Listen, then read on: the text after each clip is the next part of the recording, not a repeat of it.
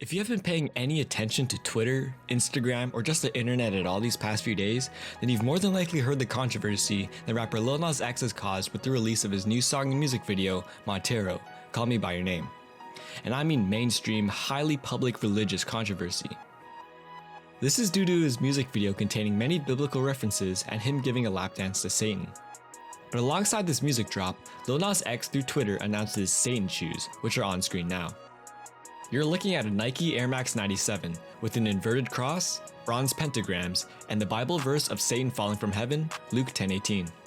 In the Nike Air Bubble sole, 60 cubic centimeters of red ink and a single drop of actual human blood can be seen swishing around when you walk. As you may guess, this is not a promotion that Nike themselves were aware of. Instead, this strange custom 97 drop comes from the creative minds at MSCHF, our protagonists for today's video of Understanding Aesthetic.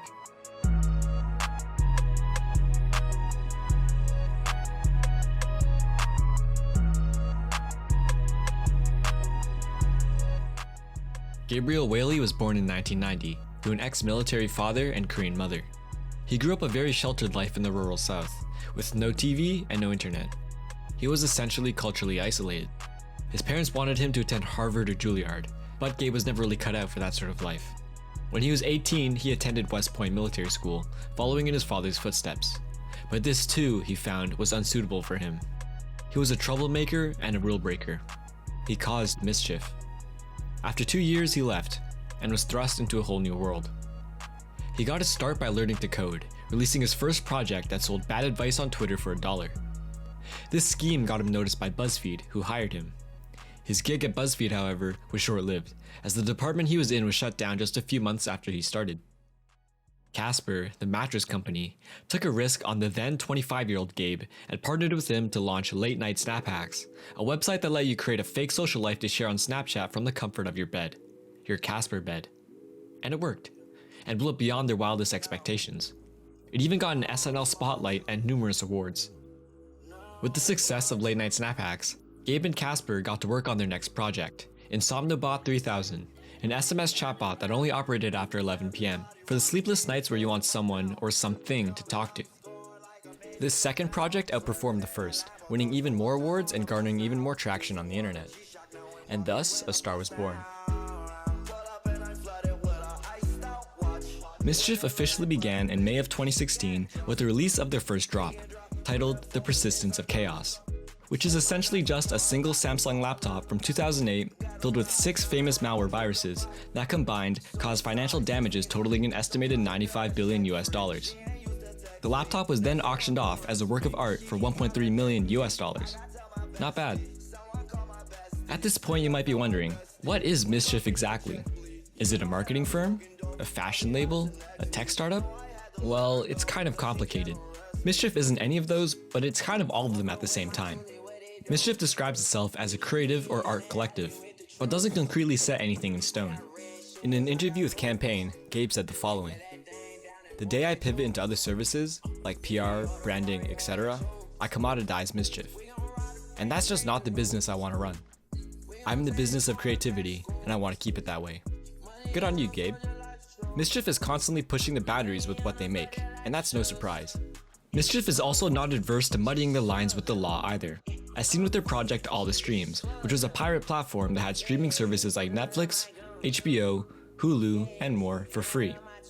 Obviously, this was shut down shortly, but stirred up quite the social media storm when it was around. MSCHF releases a new drop every 2 weeks through the MSCHF app, which is currently available in America only. The next one is set to release on April 12th.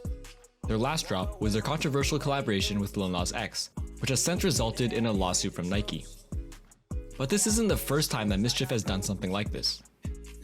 For their 7th drop, MSCHF released the inverse Satan shoe, the Jesus shoe, which similarly featured crosses, the Bible verse Matthew 14:25, and 60 cubic centimeters of water from the River Jordan that was blessed by a priest in Brooklyn. The Jesus shoe literally lets you walk on holy water.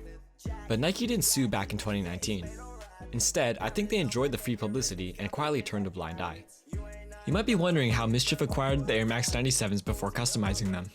Well, they were all bought at retail value from Nike. The Jesus shoes retailed for $1,425 and sold out within a minute of release. They were reselling for over $3,500 on StockX up to a day ago, but they seem to have been taken down, most likely due to the ongoing lawsuit between the two. MSCHF also partnered with MrBeast to create the Finger on the App competition, and it blew up massively. I'm starting to see a pattern with every MSCHF drop. Pretty much every single project they release goes instantly viral on a different part of the internet. Honestly, I love it, and their creativity absolutely blows my mind. They release all sorts of things, spanning pretty much every product line imaginable. Rubber chicken bongs? Check. A collar that swears whenever your dog barks? Check. A TikTok ad campaign that paid influencers to post counter ads? Check. You name it. MSCHF has done it all. And if they haven't, well, they'll probably do in the future. I'm not going to go into full detail about every MSCHF drop because to date they have 43, but I will outline some of their biggest. If you want to see every MSCHF drop for your own, just head to mschf.xyz, where they have a comprehensive list. But do let me know if you'd be interested in seeing a video covering every MSCHF drop, because I'd be happy to make one. Personally, I'm a big fan of their fashion drops. Seeing how this is a primarily fashion-focused channel, I'm going to cover them. MSCHF X is possibly one of the holy grails of any streetwear enthusiast's closet. 10 brands, 1 shirt, and 1 impossible collaboration. The MSCHF X drop is comprised of handmade tees, patchworked together from other destroyed tees from 10 of the most popular fashion brands. These brands include Nike, Stussy, The North Face, A Bathing Ape, Kith, Palace, Chinatown Market, and Off-White. The shirts sold for $10-10-10, $1,010.10. Celebrities like Addison Rae, Ellie Goulding, Diplo, and even members of FaZe Clan were seen wearing the shirt.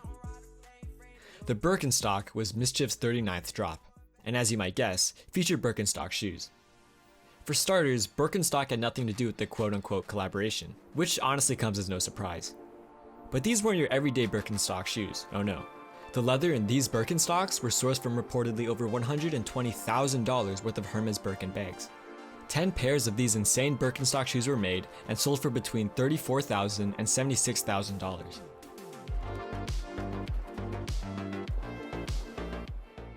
So what's next for MSCHF, the company that seems to have done it all? Well, with the ongoing Nike lawsuit, it's kind of hard to say. Their next drop is slated to release on the 12th of April, with up to 88 drops counting down to release on their website. At this point you might be wondering, how does MSCHF make money? Sure, they do have products that sell for exorbitant prices, but these runs are usually extremely limited, though they do sell out instantly. But they also have complete money drainer projects, such as all the streams or the MSCHF box, which gave $1,000 to any purchaser of the $100 mystery box that didn't open it for 100 days. And that's where YouTuber CoffeeZilla comes in. All credit for the following information goes to him, so check out his video on the topic, link in the description. What CoffeeZilla found was that MSCHF actually does sell its products, publicly, through a public company, Circle Global. Circle Global sells some of the products that MSCHF sells, with a different name but identical product. They currently have 3 products, including Puff the Squeaky Chicken, renamed to the original Fried Chicken, and the Cuss Collar, now renamed to the Curse Collar. How does CoffeeZilla know that Circle Global is actually a MSCHF offshoot and not just a clout-chasing money grab? Well, it still might be.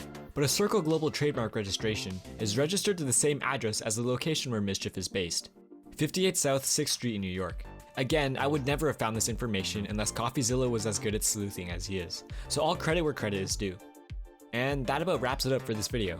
I'm really intrigued by what MSCHF does and what they have to offer next. I know there's a lot of controversy over their last drop, and while I'm not a religious person, I can understand why many people are upset. But the absolute genius of every MSCHF drop has me completely charmed, and I really can't wait to see what they have to drop on April 12th.